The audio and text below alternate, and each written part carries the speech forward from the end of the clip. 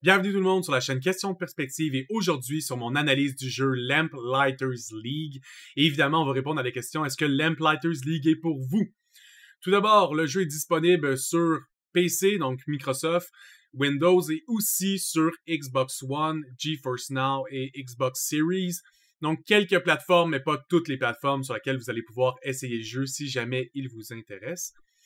Il est paru le 3 octobre 2023 et disponible autour de 67 $. Donc c'est un jeu qui est quand même assez cher.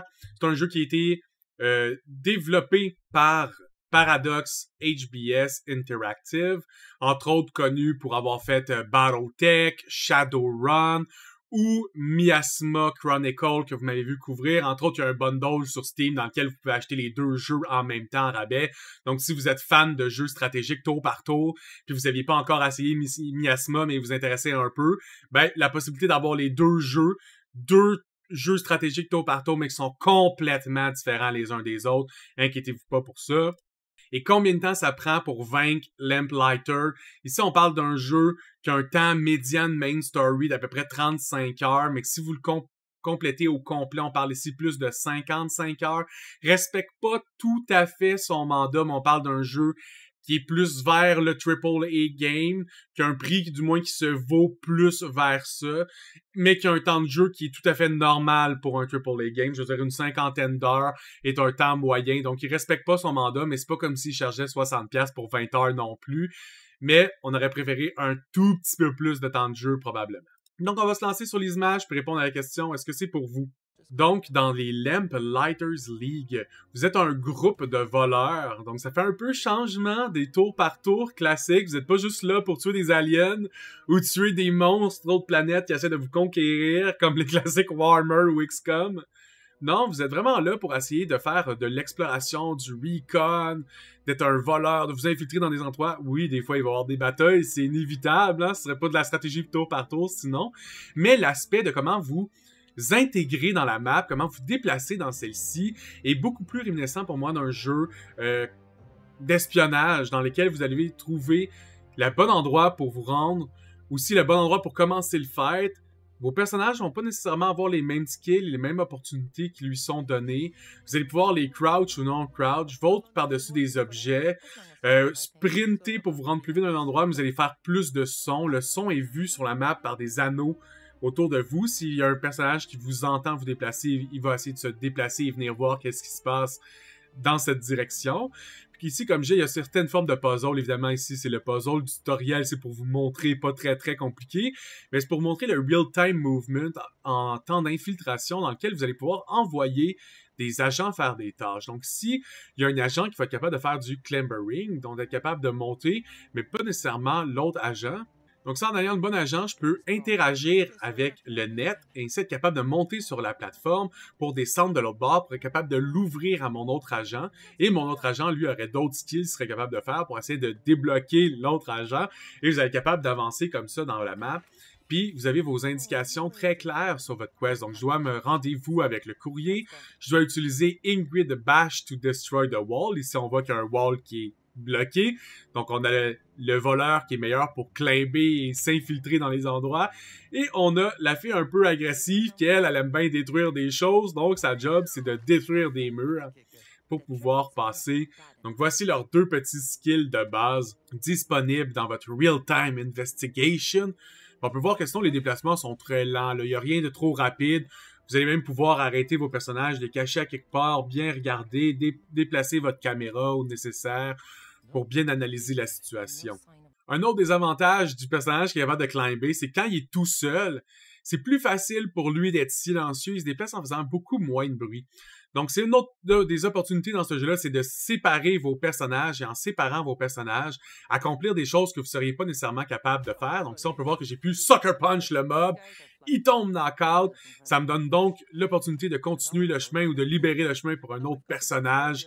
C'est un jeu qui mélange bien, je trouvais, le tour par tour en combat et le en temps réel lorsqu'on est en train de se déplacer d'un combat à l'autre, où je me sentais pas d'être prisonnier de map un peu dans les vieux Final Fantasy tactiques, dans lesquels tu fais juste cliquer sur une note, tu vas sur la note, ta map à l'ouvre avec un grid, puis tu fais ton combat. C'est un style de jeu que j'aime beaucoup, mais j'aimais aussi que ce jeu-là soit différent, qui essaie à sa façon d'un peu innover dans le déplacement de quest en quest, et donc d'essayer de se rendre dans une façon de voir les choses un peu différente, parce que t'as pas à faire la même chose tout le temps. T'as pas à faire tous les combats. Tu peux essayer de take down du monde, tu peux essayer d'éviter du monde pour te rendre à ton objectif.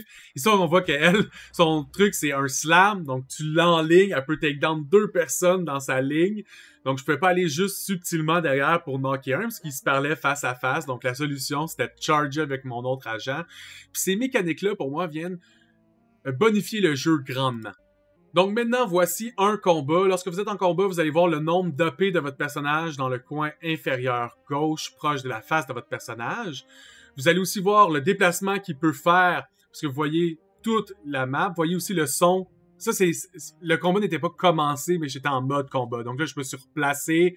Donc je peux peut-être me rendre mieux si je plaçais là, parce que de l'autre, je me rendais moins bien, ou je peux pas attaquer aussi bien. Et vous avez les skills que vous allez pouvoir faire en dessous, ainsi que leur coût en AP. Donc se déplacer, souvent, c'est un AP. Attaquer, c'est un AP. Et ainsi de suite. Donc là, il m'a vu, il a bougé. Je pensais que j'allais avoir une attaque, mais là, j'avais mal compris. Et une fois que le combat commence, qu'est-ce que je fais? Est-ce que je me déplace pour être proche pour pouvoir faire un auto-attaque le prochain tour?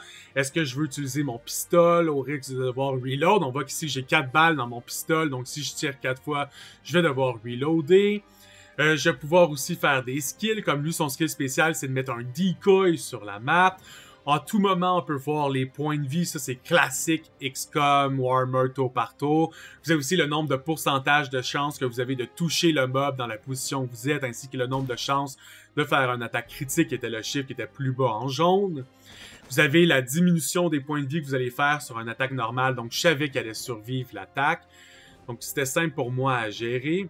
Et ici, on peut voir que elle, son attaque spéciale, c'est Onslaught. Ça lui permet de faire des gros coups de poing un peu partout dans un AOE.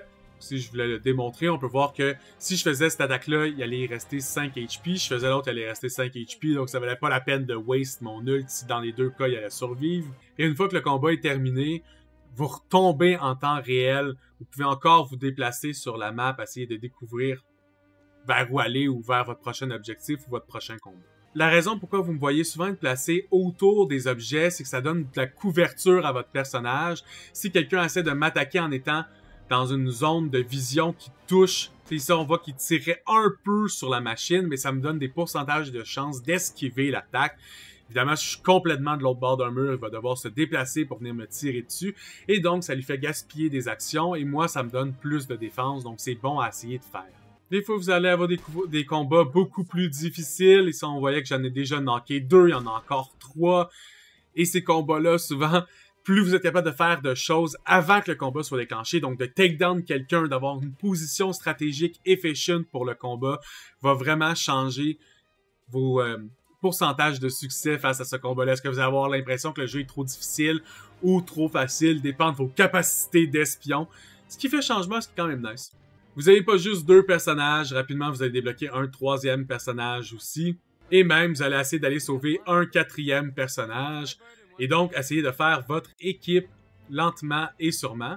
Des fois, vous allez avoir des objectifs que c'est pas tuer tout le monde. Ici, c'est de s'échapper et que tous mes agents doivent survivre. Donc, j'ai un endroit dans lequel mes agents doivent se rendre ici qui est délimité. Et si tous mes agents ont réussi à se rendre dans cet endroit-là, je vais gagner le combat. Donc oui, c'est un jeu stratégique, mais c'est pas un jeu stratégique où c'est juste frappe, frappe, punch, punch, tire, tire. Certains tableaux ont des mécaniques différents.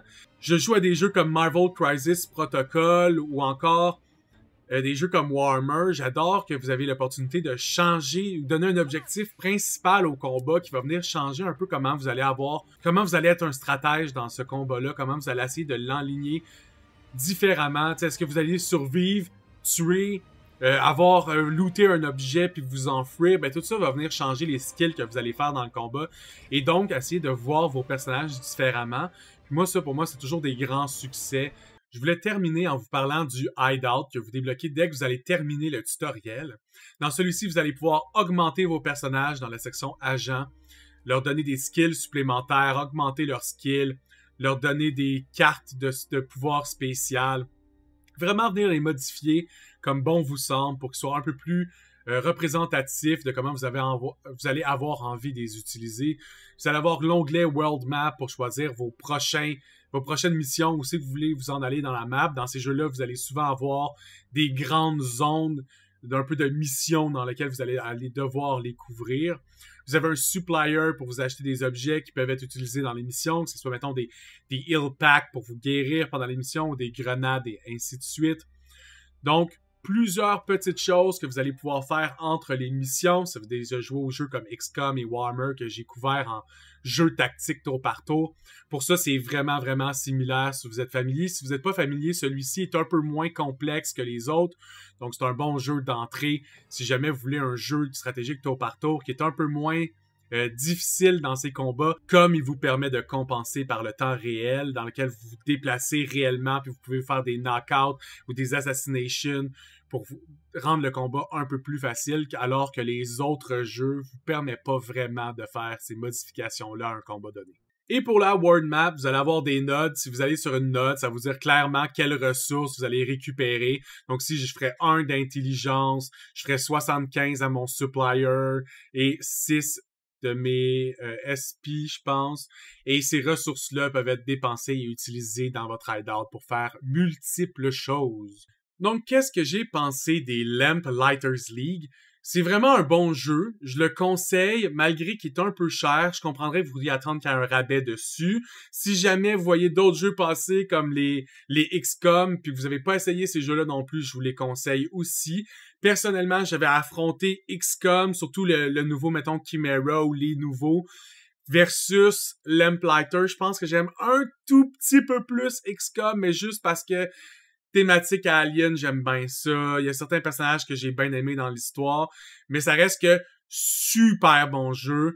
Le real-time movement qui est super le fun, devoir changer de personnage dépendant pour faire leur skill, pour se débloquer différents endroits. Moi, j'aime ça, ça fait changement. Ça, pour vrai, c'est des gros succès. Si le jeu était juste un tout petit peu moins cher, là, je serais probablement en train d'essayer de vous le pousser dans la gorge, mais à cause qu'il est quand même assez dispendieux, je comprendrais que vous n'avez pas envie de l'acheter s'il n'y a pas de rabais dessus, mais sinon, tout à fait conseillé. J'espère que vous aurez découvert le jeu. Si vous ne l'avez pas découvert, j'espère que je vous aurai peut-être donné plus envie d'y jouer. Et dans tous les cas, j'espère vous voir sur une prochaine vidéo tout le monde. À plus!